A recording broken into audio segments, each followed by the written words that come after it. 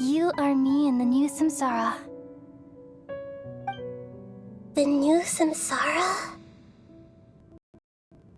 As Greater Lord Rivaya, I'm the avatar of Irminsul.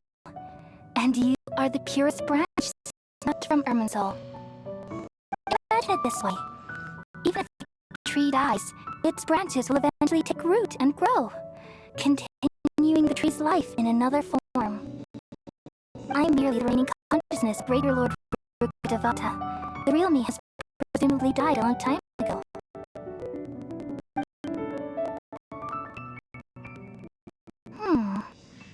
Judging from your appearance, I've probably been dead for 500 years. But you're finally here, my new self in this samsara. If this is true, then am I going to be a great archon like you someday? Though we share the same nature, our fates are bound to be different. All things have their own fate. When a branch grows into a mature tree, it won't be the same as the original tree. That's why fate is the ultimate knowledge, isn't it? The great insight. Yes, very good. It's also precisely why you won't become like me. Really? But perhaps you may become an even greater archon than I. I already see a determination in you that I didn't possess in my time, and the future that leads you to will be yours alone. Along with the blessings from your past experiences. Don't worry, the growth of wisdom is like that of a plant. I think of it, sages never had the faintest inkling of the meaning of wisdom. Thank you. Nothing makes me happier than discovering that the archon I always admired was in fact myself in another fate. It's so nice to speak with you, Greater Lord Devata. I always wanted to meet you. The feeling is mutual. From the moment I snapped the branch off Irminsul and created you, I've also looked forward to talking with you. Could you tell me why you wanted to create me? And what exactly happened when you died? Ah, I see. You're here seeking answers, right? Everything that day, even the sky itself, changed into a color like this.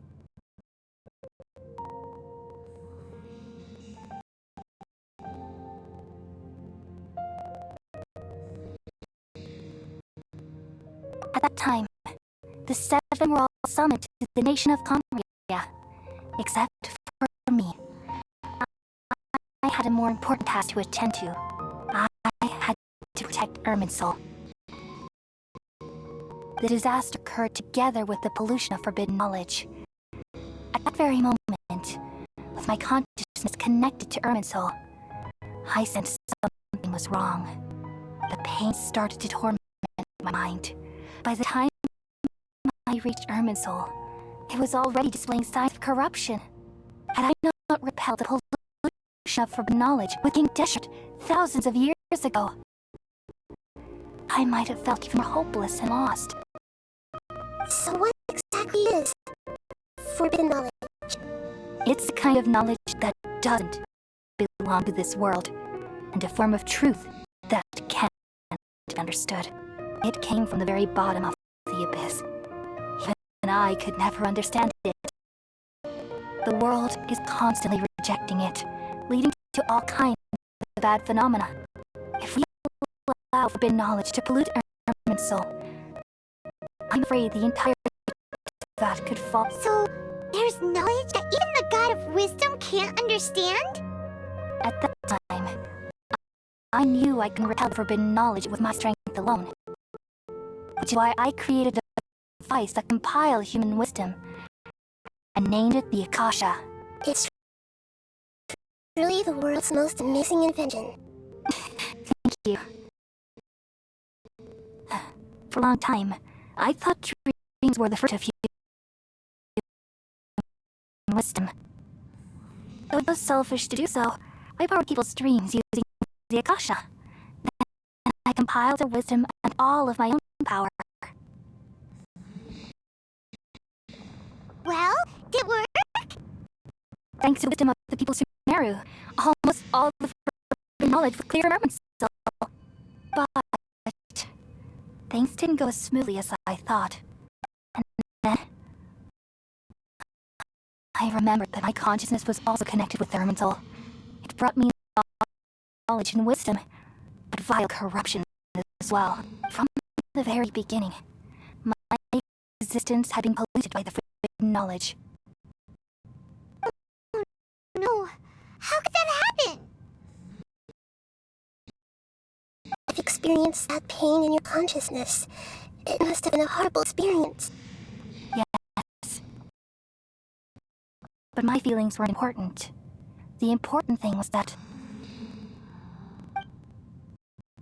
even if I died, my existence and everything related to me would continue to exist in Ermin's soul as memories and knowledge.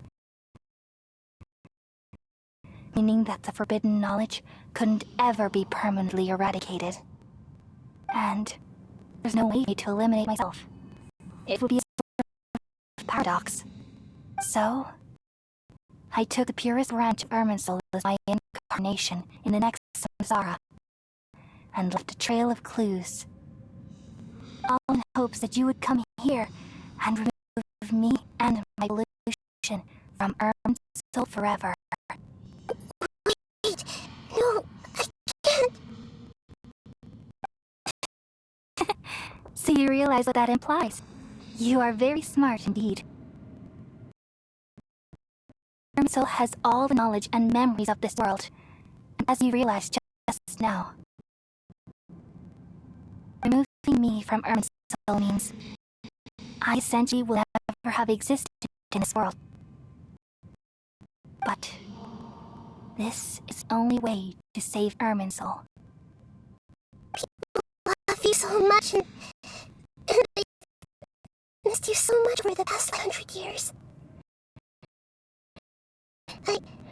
I'm exactly the same.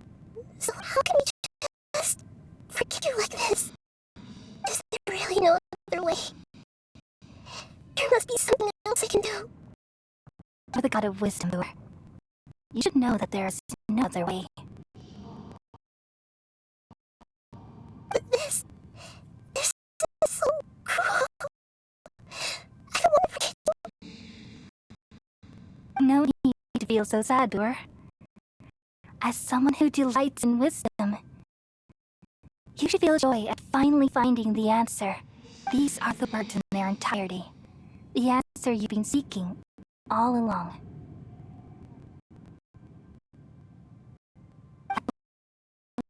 World completely forget me.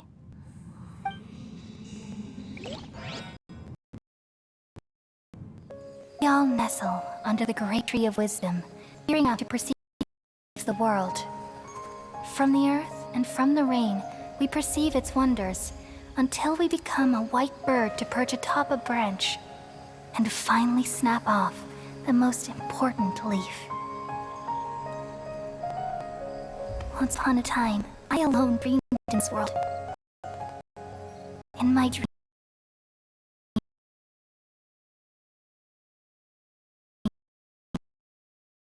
everybody would also dream after they fell asleep. Wild and wonderful thoughts would emerge from their minds. Some tumbled to the ground, and others floated to the sky, connecting all things in the world into one dazzling net. Among a plethora of worlds were numerous small worlds, all of fate, finding within a tapestry their brilliant glow. I gradually understood that these indescribable and constantly changing things are the most profound things in the world. Only they can completely repel the madness. Only dreams can awaken consciousness from the deepest darkness.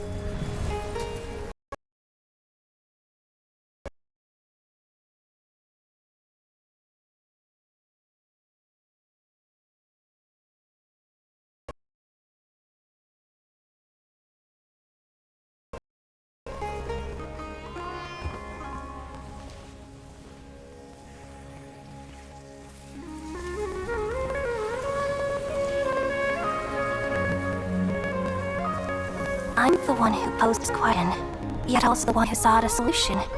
Saving the world with the dreams of the people used to be my answer. And now, you've also found your own answer, and I shall turn all of the dreams to the people.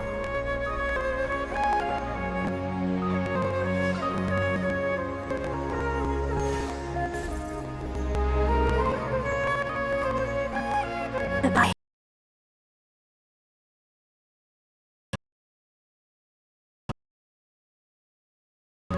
People of Sumeru, may you be blessed tonight with the sweetest of dreams.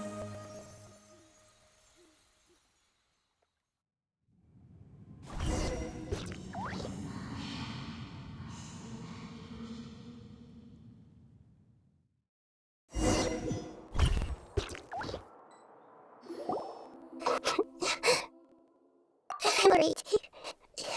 I'm just a little confused. We've just saved the world, right?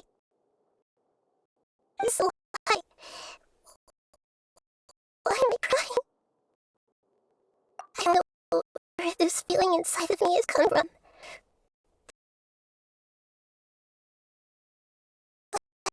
I feel very sad. Just now, we used the power of two gnosis to successfully connect the Ermin soul consciousness from 500 years ago. And we removed the remaining pollution from Ermin.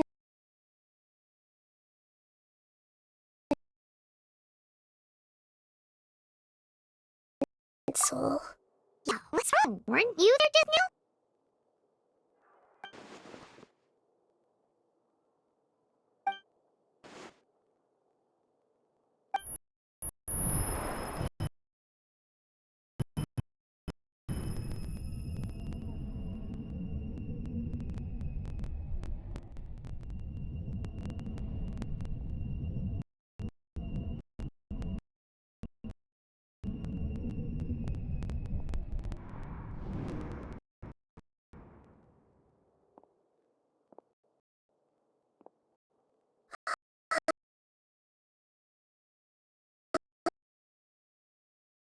That sound.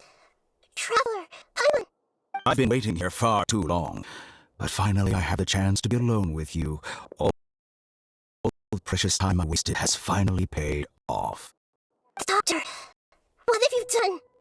Just a type sound wave that can quickly put defenseless people into a dream, as I expected. It has had an effect on gods. This is the only thing of interest I found among the sailors' research. I thought I'd take it for a little spin. Don't worry. I know you would never forgive me if I actually killed them. I'm here to negotiate with you. Naturally, I won't do anything dangerous that could potentially damage our relationship.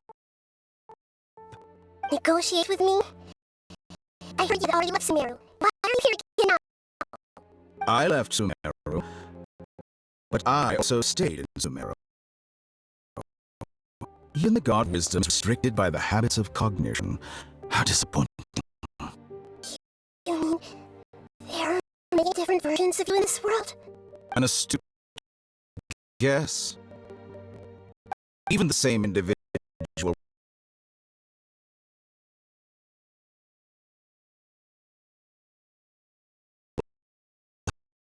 have different cognitions at different ages. A long time ago, I made a major decision in hopes of preserving all my perspectives of how I observe the world. Observation is the first step of any experiment, but observing the current world doesn't satisfy me. It lacks an important dimension, that of time. So I saved segments of all my ages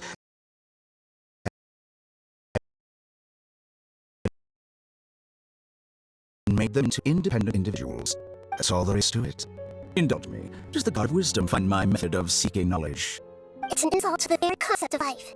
Life inherently has many rules and restrictions, each with its own significance and reason to exist. They can't be broken on a whim.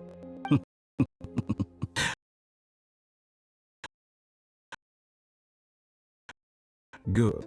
Amazing, even. Indeed, it's difficult for humans to make peace with themselves, not to mention oneself a different period.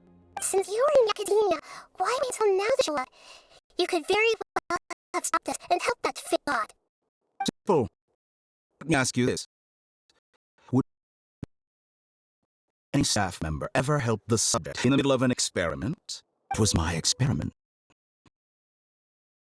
So why should I interfere with results? The academia saw the plan to create God as the ultimate goal, yet you thought as an experiment.